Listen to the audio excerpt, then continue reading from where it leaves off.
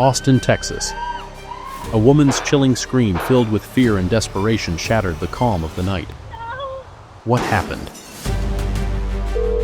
Austin 911, do you need police, fire department, EMS, or mental health services? I need EMS. My friend is staying with me, and I just walked in, and she's laying on the bathroom floor, and there's blood everywhere. And I don't know what happened. A single desperate cry into the humid Austin night captured by the cold, indifferent microphone of a neighbor's Ring doorbell. Then, silence. A silence that stretches for 3, 4, 5 agonizing seconds. 3 loud bangs, an apparent act that ended a life. Wednesday, May 11th, 2022, Austin, Texas.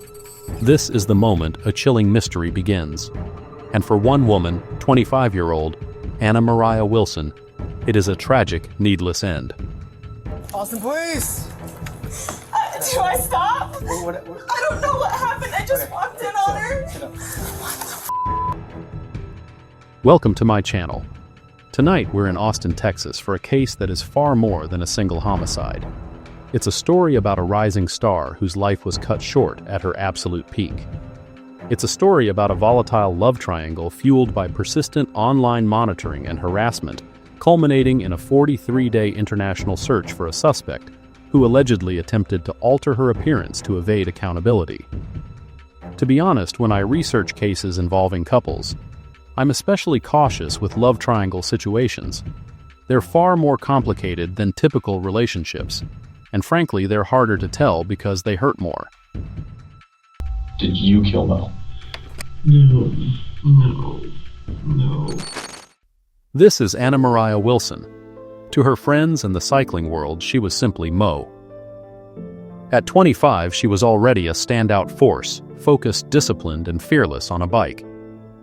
Originally from Vermont, she was a former ski champion who had transitioned to gravel cycling and was by all accounts rapidly rising to the top, making waves across the sport with every race. This is a discipline that demands extraordinary endurance, relentless grit, and a whole lot of heart, and Mo brought all of it every single day.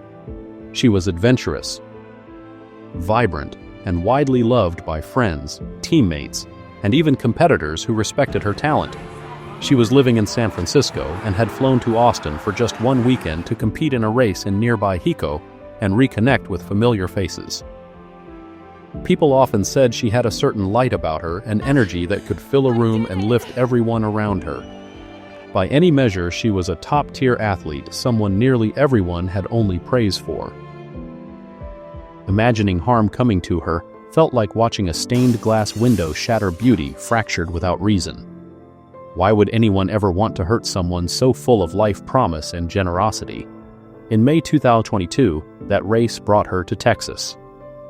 She was staying at the apartment of her friend Caitlyn Cash.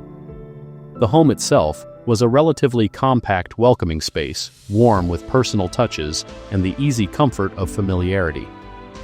On the night of May 11th, Caitlyn stepped out for a routine dinner with friends, a simple, everyday decision that she would later find deeply haunting. When she returned, she stepped into a scene that felt unreal, like a nightmare crossing into ordinary life.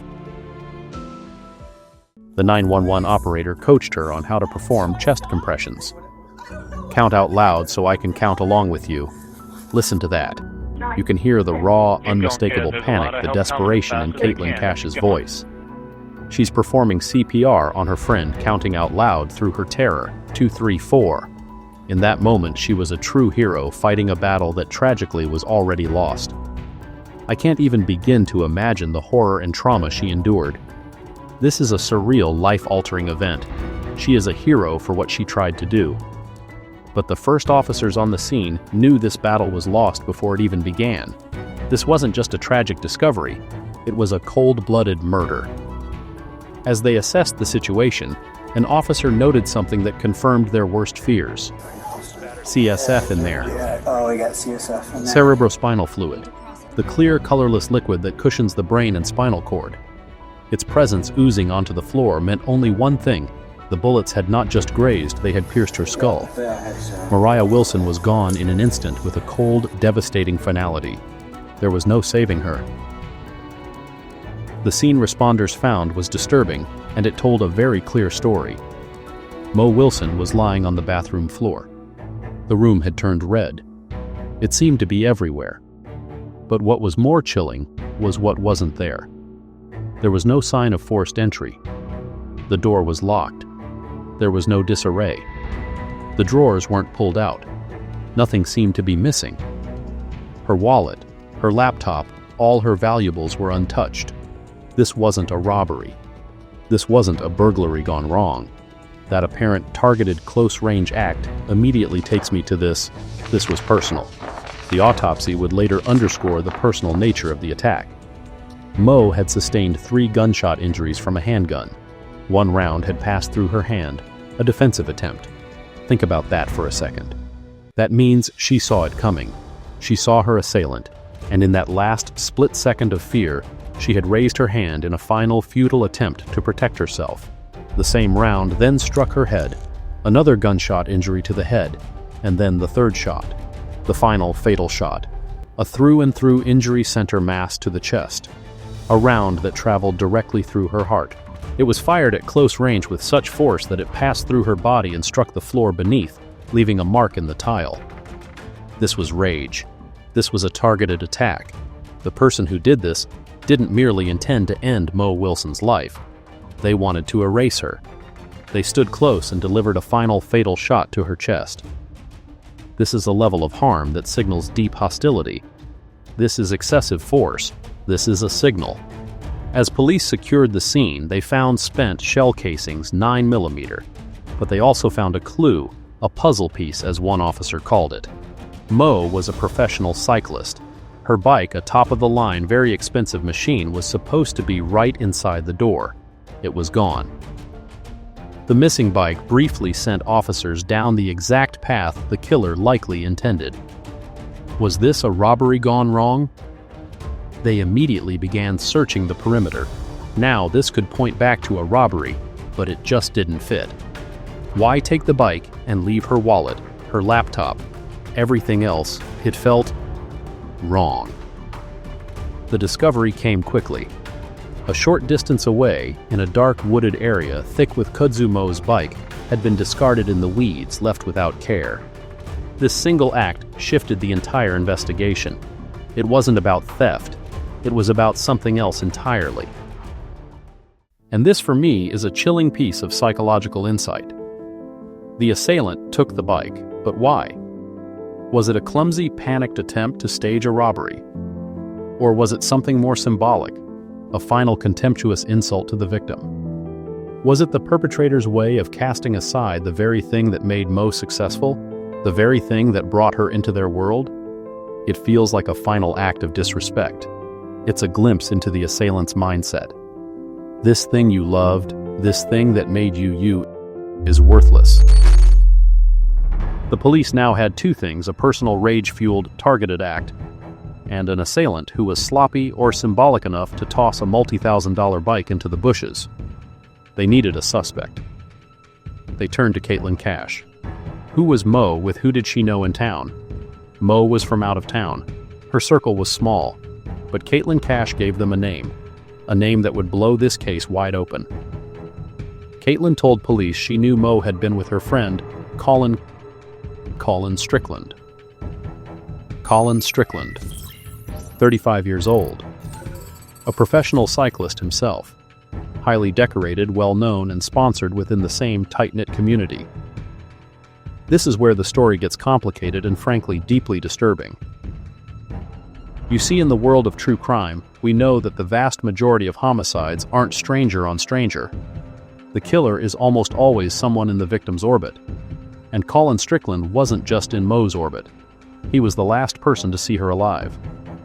Police tracked down Strickland the very next morning, and police immediately went to Strickland's home and informed him that Mo had passed away.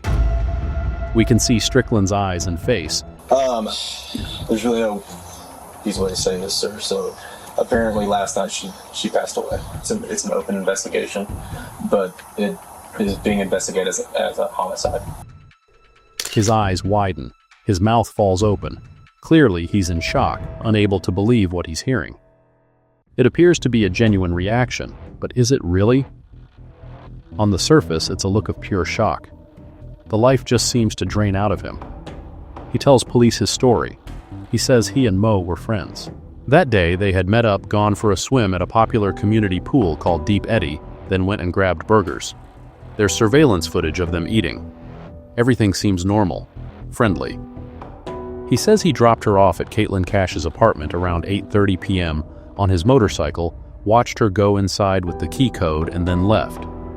He was cooperative. He was helpful. But the relationship was more than he initially let on. It turns out months earlier in October 2021, Colin and Mo had a brief romantic relationship. A fling. It lasted about a week or two. It happened, he claimed, while he was on a break from his long-term on-and-off-again girlfriend. Ah, the break. The classic defense. Let's be clear, a break is often just a coward's way of having an affair, and this break would prove to be fatal. And who was that girlfriend? A 34-year-old woman named Kaitlin Armstrong. And when detectives dug into the relationship between Colin, Caitlin, and Mo, the facade of a simple love triangle shattered, revealing something far more toxic and volatile. Colin, in his cooperative but calculated interview, painted a chilling portrait of the woman he claimed to love, all while trying to normalize his own deception. Detectives asked him why he felt the need to lie. Why hide Mo? He admitted that he had saved Mo Wilson's name under a different name in his phone. Why his answer was a stunning indictment of the woman he lived with. He told them, "In the past, Caitlin has looked at my phone. I just didn't want to start fights." He was, in his own words, actively managing Caitlin's jealousy. He wasn't just hiding an affair. He was handling a volatile agent. He knew looking at his phone was a line she would cross. He knew Mo's name was a trigger. The police pushed deeper. So she was jealous. Colin's description was even more telling. He tried to laugh it off, characterizing her behavior as something understandable, even unique. He described her mindset as, basically, nobody else can have you. Let's be clear, that isn't love. It isn't even understandable jealousy. It is a terrifying, possessive, and controlling worldview. And Colin Strickland, the man at the center, didn't flee from it. He didn't end the relationship. He simply learned to manage it, changing names in his phone, deleting texts, and lying about his location, all while continuing to light the very fires he knew she couldn't handle. He was the catalyst, and by his own admission, he knew exactly how combustible the materials were. Kaitlin Armstrong was a real estate agent and a yoga instructor. She and Colin had been together for about 3 years.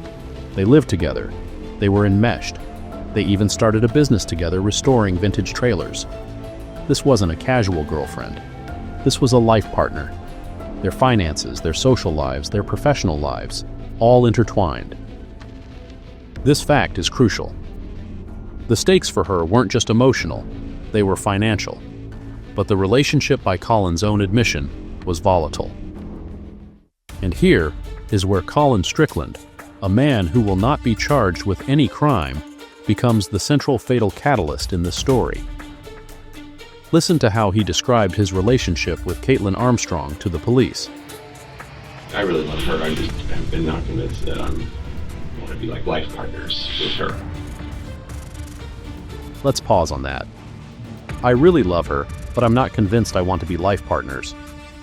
This is the quote of a man who wants to keep all his options open. He's living with her. He's in business with her. He had a romantic fling with Mo Wilson while on a break from her. And after that break, he got back together with Kaitlin Armstrong. But here's the kicker. While he was back with Armstrong, he was still in contact with Mo Wilson. He was texting her. And when Mo came to Austin, he lied to Kaitlin Armstrong. He told her his phone was dead. He told her he was dropping off flowers for someone. He deleted their text messages. He hid his location from her. All so he could go swimming with Mo. This is a man trying to have his cake and eat it too. He's trying to manage 2 lives, and his deception, his moral cowardice, is the spark that lights this entire powder keg. He's trying to manage 2 lives, and in doing so, he lit a fuse.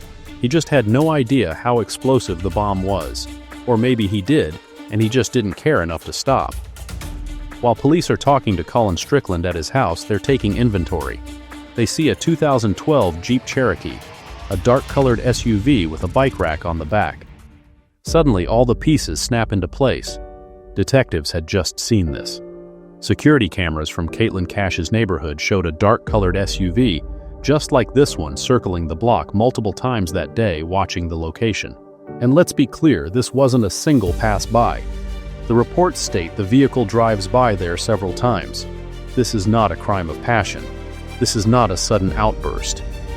This is sustained surveillance. This is a pursuer waiting for the optimal moment to move in. She was tracking. The hostility wasn't impulsive. It was patient. The police ask Colin, "Whose SUV is that?" He says, "That's my girlfriend's. That's Kaitlin Armstrong's." The air in the investigation just went cold. And then Colin Strickland delivers the final devastating piece of information, offered freely, almost casually. The police ask him about handguns. He comes right out and says it. "Yeah, I purchased 2 9mm handguns a while back. I bought one for myself. And I bought one for my girlfriend, Kaitlin Armstrong." And not only that, he tells them they had both gone to a range for target practice. Let that sink in. The handgun linked to Mo Wilson's death was purchased for Kaitlin Armstrong by Colin Strickland. The irony is hard to stomach, and they went to practice with it. This isn't a dusty item in a drawer. This is equipment she was familiar with. When police pressed Colin asking whether Kaitlin could be capable of this, whether she had a temper, he offered a simple defense. "She's always seemed to me like a gentle person." A gentle person. That line is staggering.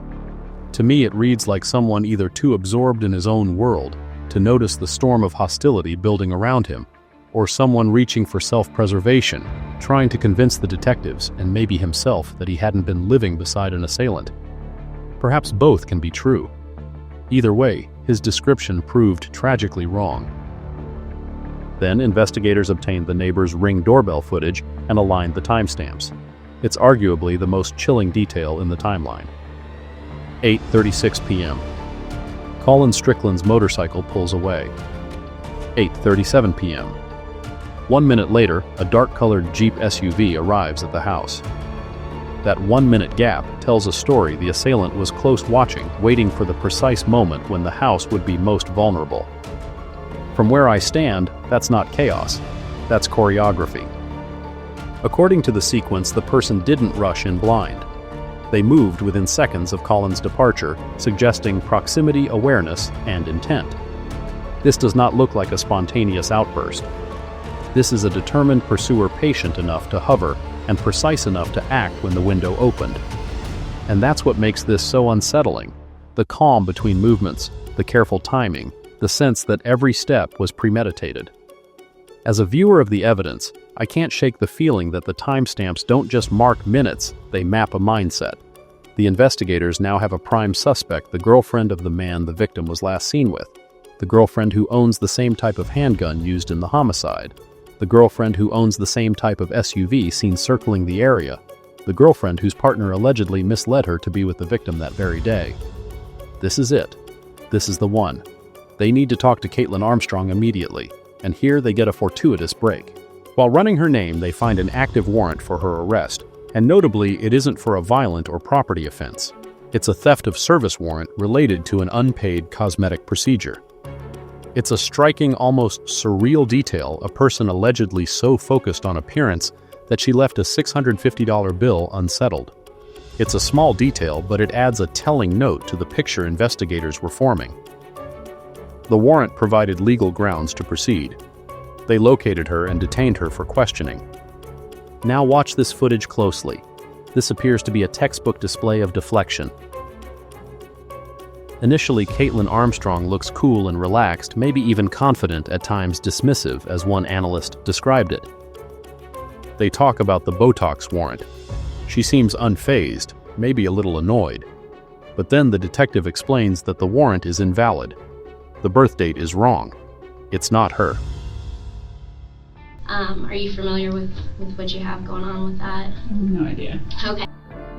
The female officer told her, "So this is going to be voluntary at this point. The door is unlocked. You can leave at any time. She's free to go." The police have lost their leverage. This is a critical moment. The detective knows she has nothing to hold her on, but she plays it cool. "Hey, listen, since you're here, I just want to talk to you about some other stuff." And this is the moment, the pivot. The detective starts to lay the foundation. Watch her body language. The relaxed woman is gone. She tenses up. She starts to fidget. She wants to leave. But at the same time, you can see the wheels turning. She wants to know what they know. This is a cat and mouse game. The detective continues. "It sounds like there were some issues between you and this girl." And then Kaitlin Armstrong hesitates and says she isn't exactly sure what the female detective means. She plays dumb. But the detective keeps pushing gently. "It sounds like you were a little upset about it. What do you think she's going to say?" She defends herself. That is not accurate. That is not accurate. What a strange corporate-like response. Not, "That's a lie," or "I don't know what you're talking about." It's a cold, detached, non-denial denial. Then she asks a question not, "I want a lawyer," but one that to me is far more telling. "Do I need an attorney here?" She's not invoking her right to counsel. As the original transcript notes, she never says once, "I would like an attorney." She's asking for advice. She's testing the waters. She's trying to gauge how much trouble she's in. This isn't the question of an innocent person who is confused. This is the question of someone calculating their next move. An innocent person would be angry, confused. A guilty person in a panic might just scream, "Lawyer!" Caitlyn, in her cold calculation, is asking the detective for his opinion. She's trying to read the room. How much trouble am I really in? Is this a lawyer situation yet? It's not the cry of a cornered animal. It's the chess move of a narcissist. She keeps trying to leave. Her tone is polite, but her eyes dart toward the door. "I would like to leave. I am free to leave, right?" These are not questions of confusion. They are tactical. Every word is a feeler testing the limits of freedom. She knows this conversation isn't going her way. Across the table, the female detective reads her like an open book. She knows the subject is slipping away. Time is almost up. So she places her final card carefully on the table. Not loud, not dramatic, just sharp enough to pierce through the quiet. Her voice is calm, but surgical. "Your vehicle was seen next to her house. When I can't explain that, and all I see is your vehicle there. That doesn't look too good, right?" And just like that silence, watch Caitlyn's face freeze. The shift is immediate. No denial, no outrage, no defensive questions. She doesn't say, "That's impossible," or "You've got the wrong person." She doesn't even ask where or when. Instead, her body stiffens. Her gaze goes hollow. It's as if her mind just ran out of exits. An innocent person would be pleading to be heard, desperate to prove their story, begging to check cameras, call witnesses, anything. But Caitlyn, she just stops. Her silence is deafening. The detective waits, hoping for a spark, a lie, a stumble, anything. But Caitlyn only whispers, almost mechanically, "I would like to leave, if I'm free to leave." That moment says everything. She isn't shocked. She isn't confused. She's calculating. She knows what they've seen, what they've found, and exactly how much time she has left. So she stands up. No tears, no guilt, just composure. The officers can't hold her, not yet. The evidence is strong but circumstantial. She walks out, leaving behind a room filled with unanswered questions. But the police weren't done with Colin Strickland. As the evidence against Caitlyn mounted, they called him in a second time. This time, however, the helpful, cooperative Colin was gone. In his place was a man flanked by a lawyer. His tone had changed. His memory had become selective. His primary goal was no longer helping the police, it was protecting himself. Detectives, now armed with the knowledge of Caitlyn's jealousy information he had provided, cut to the chase. They needed to know just how volatile she was. They asked him the ultimate question: do you think Caitlyn could kill somebody? This was his chance to affirm the dangerous picture he had already painted. This was his chance to validate their suspicions. Instead, he did the opposite. "If I thought she was physically capable of hurting another human," he stated, "I would have extricated myself immediately. The answer is no. I don't believe in any way she's capable of that." It was a stunning reversal. The man who had admitted to changing names in his phone to manage his girlfriend's controlling jealousy was now providing a character defense for her. It was an act of profound self-preservation. He had given the police the matches, but now that the fire was blazing, he refused to admit he knew it was gasoline.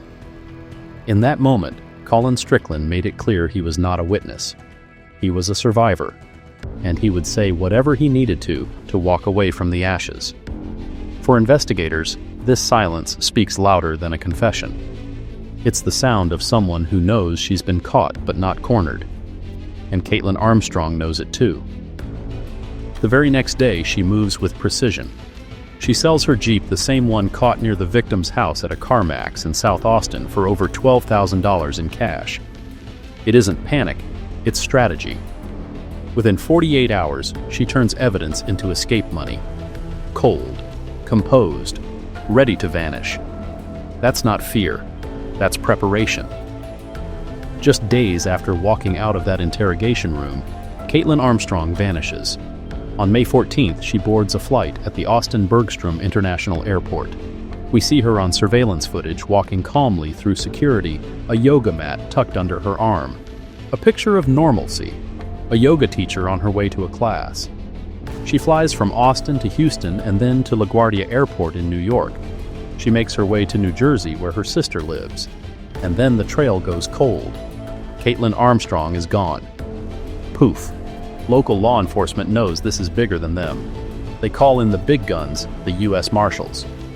This is their bread and butter, tracking down fugitives. An international manhunt is now on. This is where the case takes a wild turn. Investigators are checking every flight log, every manifest under the name Kaitlin Armstrong. Nothing. They're at a dead end.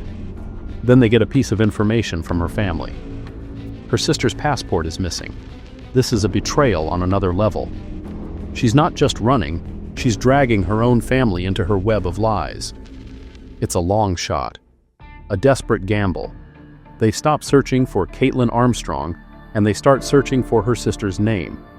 And bingo, a flight log, a one-way ticket dated May 18th from Newark, New Jersey to San Jose, Costa Rica. This wasn't a crime of passion. You don't snap and then days later meticulously plan an international escape using a stolen passport paid for with $12,000 in cash. This is the work of a cold, calculating, and methodical mind. For 43 days, Kaitlin Armstrong is a ghost. She's living in a hostel in a remote, heavily tourist beach town, Santa Teresa Beach. She's living her best yoga life, as one agent put it, going by the name Ari. She's not just hiding, she's on vacation from her life. The audacity is breathtaking. But the U.S. Marshals are creative. They know she was a yoga instructor. They know she'll likely be drawn to that world. So in a brilliant move, they set a trap. They put out a fake Facebook ad in the local community pages saying a local hostel is looking for a new yoga instructor. And just like a moth to a flame, she responds to the ad. But when she shows up for the interview, she's not met by a yoga enthusiast. She's met by law enforcement. On June 29th, Kaitlin Armstrong is captured, and the woman they find is different. She had dyed her hair dark brown and cropped it short. She had a bandage on her nose, which she claimed was from a surfboard incident. But it was no accident. She had undergone plastic surgery, a nose job, and had receipts totaling over $6,000 to prove it. She was actively, physically, and surgically trying to erase Kaitlin Armstrong. This is a stunning level of commitment. This is not the action of someone who is scared and panicked. This is the action of a sociopath, a narcissist so profound that she believes she can literally kill her old identity and become someone new free of consequence. But she couldn't erase what she did. And while she was on the run, the forensic team back in Austin had been busy. They had discovered the full extent of her obsession. They learned that Kaitlin Armstrong, because of her business relationship with Colin, had access to his go-in codes, his email passwords, his iMessage on his computer. She had been digitally stalking him for months. She read his texts, she saw his emails. She knew exactly what he was saying to Mo and what Mo was saying back. She had even sent nasty, harassing text messages to Mo Wilson herself, telling her to stay away. This wasn't a sudden rage. This was a long, slow burn. An obsession that had been festering for months. This was a narcissistic rage, a psychological term for the uncontrollable fury a narcissist feels when their sense of self, their perfect life, is threatened. Mo Wilson was a threat to her ego, and for that, she was sentenced to death. The digital stalking, the GPS, the ballistics, the international flight, the plastic surgery. The case was airtight.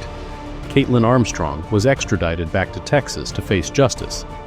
But if you thought this story couldn't get any crazier, you'd be wrong. Even after being captured, Kaitlin Armstrong wasn't done trying to run. In October 2023, just a month before her trial, Caitlyn is being transported from the jail to a medical appointment. As they are escorting her, she makes her move. She bolts. She tries to flee from the corrections officers running full speed, trying to escape again. She's a flight risk in every sense of the word. She didn't make it far, they recaptured her. But it's a stunning insight into her psyche. No remorse, no acceptance. Only a single-minded, desperate, and narcissistic drive to escape the consequences of her actions. As the original script noted, if it wasn't so tragic, it might be comical. She truly believed she could get away with it. In November 2023, Kaitlin Armstrong's trial for the murder of Anna Moriah Wilson finally began. The courtroom in Austin was electric. The prosecution, led by Ricky Jones, laid out its case with devastating precision. This wasn't a maybe or a perhaps. This was a data-driven timeline of obsessive jealousy and premeditated murder. The last thing Mo did on this earth was scream in terror. Those screams were followed by 2 gunshots. After 4 or 5 seconds, silence. The prosecution painted a chilling picture. They argued that Kaitlin Armstrong had been digitally stalking both Colin Strickland and Mo Wilson. She had access to his emails, his texts. She knew he was lying to her. She knew he was with Mo. And when she saw him lie again, she decided to act. Kaitlin Armstrong stood over Mo Wilson and for good measure fired a final shot to ensure the outcome. They presented all of it. The GPS data from the Jeep circling the house waiting. The Ring doorbell audio of the scream and the shots. The ballistics report linking her gun, the one she practiced with, at a firing range to the casings. Let's talk about that. Ballistics is often called a firearm's fingerprint. When a round is fired, the firing pin and the barrel's rifling leave microscopic, distinctive striations on the casing. The casings recovered near Mo at the scene showed a 1-to-1 correspondence with the handgun that Colin Strickland purchased for Kaitlin Armstrong, according to the forensic analysis presented in court. It was scientific evidence the prosecution characterized as conclusive. Then came another pivotal item, Armstrong's DNA on Mo Wilson's bike. This was touch DNA consistent with having physically handled the seat. The defense did not offer a persuasive alternative for how it got there. As one expert put it, the case was Mount Everest. The state had met its burden of proof. They climbed past that mountain and kept climbing. So what could the defense say? When exculpatory facts are lacking, a common strategy is to scrutinize the investigation itself. The defense argued tunnel vision, that police decided on day one that Armstrong was the perpetrator and discounted evidence pointing elsewhere. The Austin Police Department did not want a single piece of evidence in front of you that might point away from Kaitlin Armstrong, they asserted. They emphasized the unknown DNA profile on the handlebars and other swabs that were never tested. Why not, they asked? Because the Austin Police Department did not want a single piece of evidence in front of you that might point away from Kaitlin Armstrong. In short, they worked to create reasonable doubt by alleging investigative errors or bias. Finally, they played a last strategy suggesting responsibility could lie with someone not on trial, Colin Strickland. How remarkable, one defense attorney argued that the one fact he seemed to remember was the single detail that shifted attention away from him and toward Kaitlin Armstrong. It was a last-ditch Hail Mary-style move. In their telling, Colin purchased the handguns, Colin had a motive, and Colin was the one who allegedly misled her. They were painting him as the manipulator, the one who positioned her to take the fall.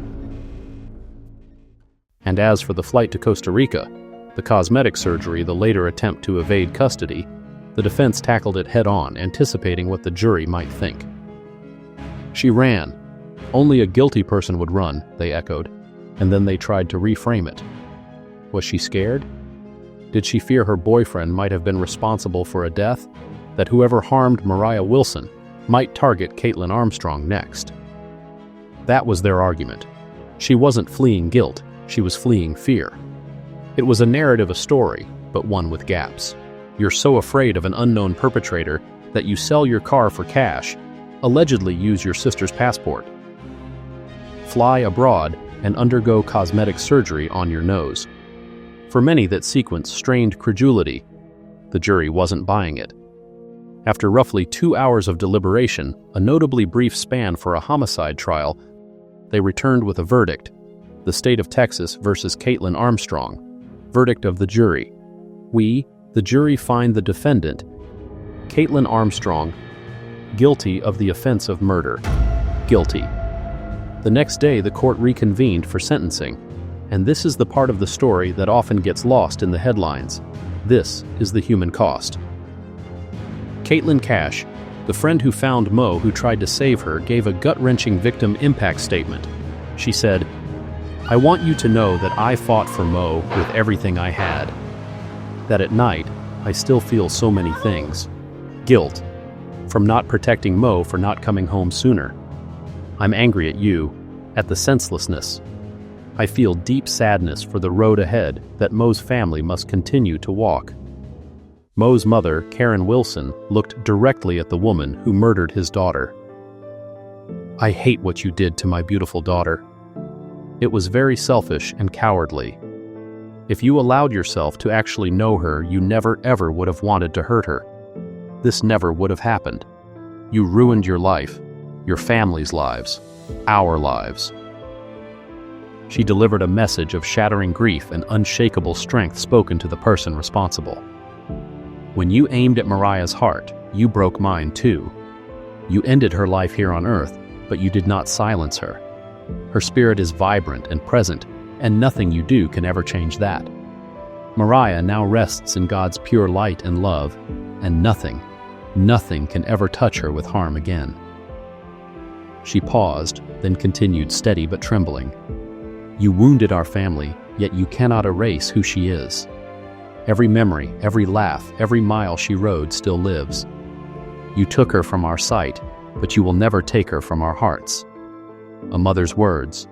Grief laid bare, strength refused to bend, offered not vengeance but witness love endures where cruelty cannot. The story doesn't quite end there. A judge later ordered Kaitlin Armstrong to pay Mo's family $15 million in a wrongful death lawsuit. It's not about the money, of course, it's about accountability. So, what do we take away from this? What is the lesson in such a senseless tragedy? For me, this case is a dark parable for the modern age. It shows how the lines between digital behavior and real-world harm can blur, and how a fatal outcome can follow. Kaitlin Armstrong's fixation began online. She wasn't just heartbroken. She grew obsessively jealous, persistently monitoring her perceived rival's online activity, her resentment building with every message she read. And that fixation escalated into severe physical harm with a fatal outcome. It's also a story about moral failure. Not only the assailants, but the catalysts, Colin Strickland. A man whose alleged evasions and lack of honesty placed two women on a collision course. First, emotionally, ultimately physically. He testified and provided information to police, but his actions, his misstatements, his desire to keep every option open helped create the toxic conditions in which jealousy could flourish. He walked away with his life. Mo Wilson did not. But ultimately, this story is about Mo. It must be. It's not about a jealous perpetrator or a love triangle. It's about Anna Moriah Wilson, a 25-year-old woman, a shining star in town for a race she never got to finish. The world was deprived of Mo's presence. Her family, her friends, and a community that loved her are left to walk a road of what-ifs, a road of grief that will never truly end. We're reminded that jealousy is not a crime of passion. Passion creates. Control destroys. This was a crime rooted in control, in ego, and in a self-centered hostility that whispers, "If I can't be chosen, then neither can you." Thank you for joining us today. If this story moved you, please take a moment to like this video and subscribe to our channel for more in-depth true crime stories. It helps us continue to tell these important stories. As always, stay safe.